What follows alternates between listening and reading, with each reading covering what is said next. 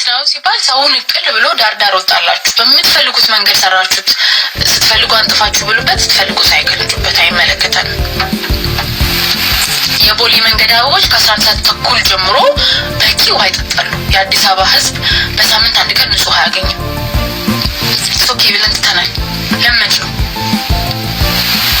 አዲስ አበባ ሌሊቱን ሙሉ ስታብረቀርቅ ታድራለች። የአዲስ አበባ ህዝብ ግን መብራት አያገኝም፣ ይከፍላል። የመብራት ይከፍላል። ለምን ነው የማይለመድ ጥያቄ ሲነሳ ማሰር ምን ማለት ነው? ረሃብ የኮሪደር ልማት ነው ሲባል ዳለክ ተከበን እኮ አንተ አሁን ሀገሪቷ ትክክል ናት እንዴ?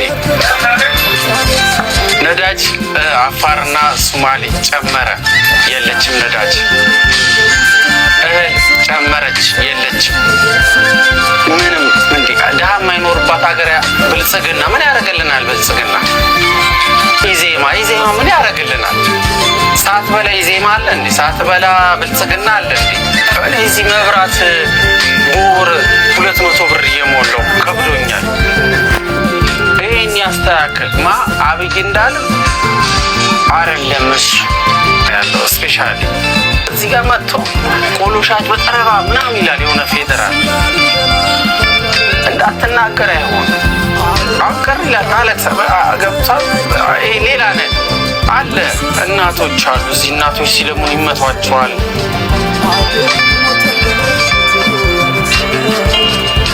ይሁን አዲስ አበባ ውስጥ ህግ የለም። አሪ ኢትዮጵያ ውስጥ ሳይሆን በአዲስ አበባ ህግ የለም።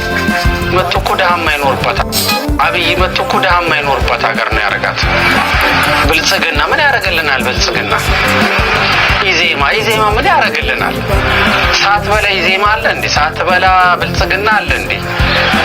የእውነት ሚዲያዎች አጋጣሚ ቴሌቪዥን ስከፍት ስለ ምርጫ ምናምን ይወራል።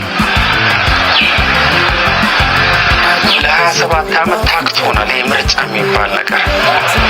ስፔሻሊ አዲስ አበባ ከ97 በኋላ ምርጫ ሰልችቶናል። እዚህ ጋር ህወሓት የሚባል መጣና ጁንታ ብሎ አስወገዱት። በደንብ ቅረጹት። ጁንታ ምናምን ብሎ አስወገዱት። አሁን ደግሞ የመጣው ደግሞ እራሱ ጁንታ ማሊያ ቀይሮ ማለት ነው። እኛ የአዲስ አበባ ሰዎች አዲስ አበባ